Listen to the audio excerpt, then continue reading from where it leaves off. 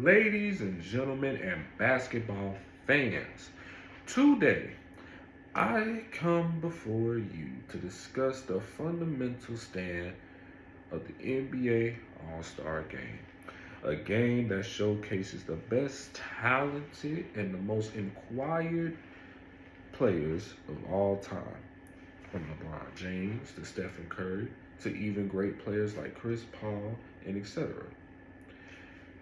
Now, as we all know, the NBA All Star Game is to showcase the talent, the greatest talent in the league, to have the purest of entertainment and a competitive skill to anybody in all the sports.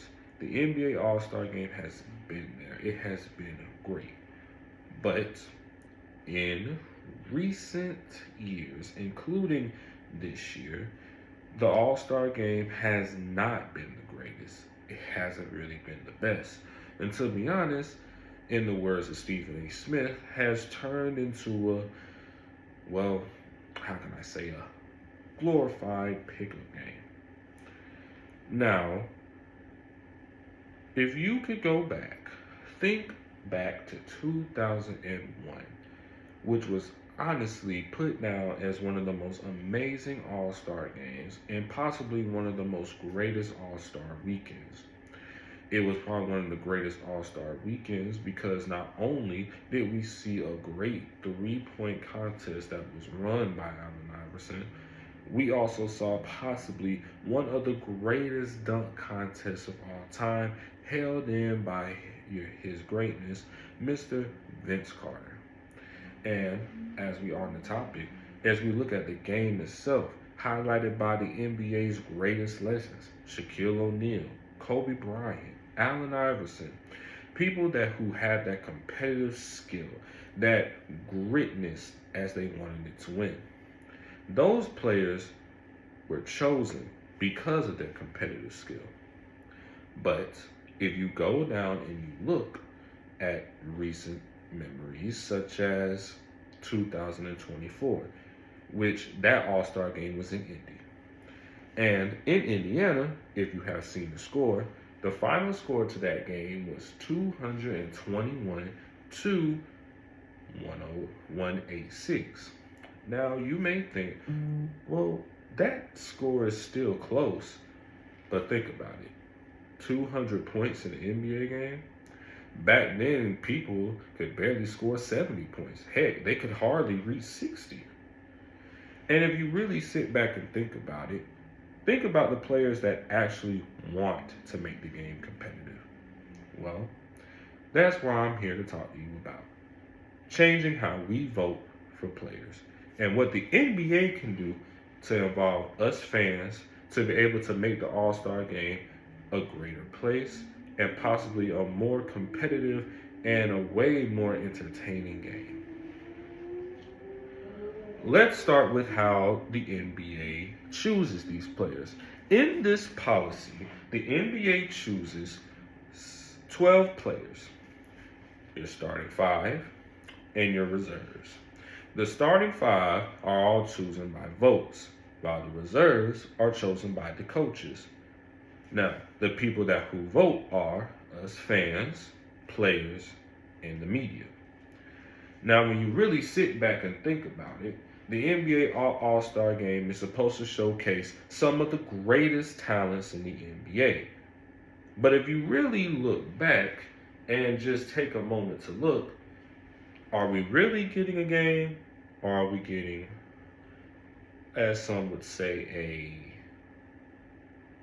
contest, so to sort, a popularity contest? And if you really sit back and you also think about it again, some of the players which you would expect to go out there and play their hardest and have the mightiest of grit, just somewhat go out there, shoot a couple of threes, and stare at each other. And when you think, okay, maybe they'll play defense in the fourth quarter because that's mostly how all All-Star games go, they don't do that neither. And I think we as fans are tired of just seeing the exact same thing over and over in recent years.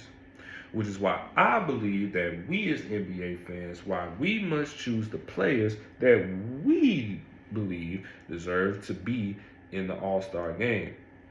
Now, if you look at the recent All-Star game and some of the people who were in it, you had people like Trae Young, Scotty Barnes, Chet Holmgren, great NBA players who were all snubbed for playing in the NBA All-Star game.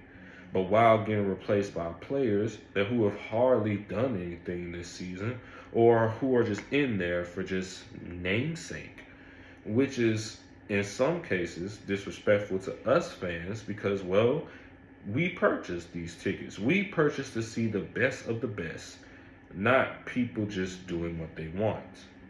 Which is why I believe that we as our fans, again, why the NBA must allow us to vote for the people who we need to see.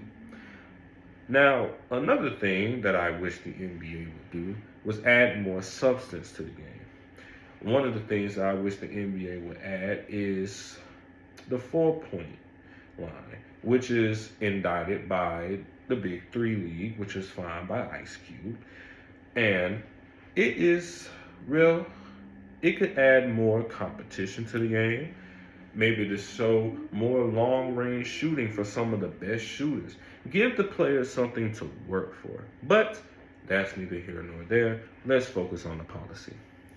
And one of the main policies that we must change is how the voting is made. Now, the way how you can vote, you have to make an NBA ID, go on NBA.com or the NBA app, use your ID as a ballot, and use it to vote for certain players. And now, you must use it to vote for certain players, and whoever you vote for will be entering the All-Star game. I am encouraging all basketball fans and all basketball lovers to get out there, make an ID, and vote for players who deserve to be in the game.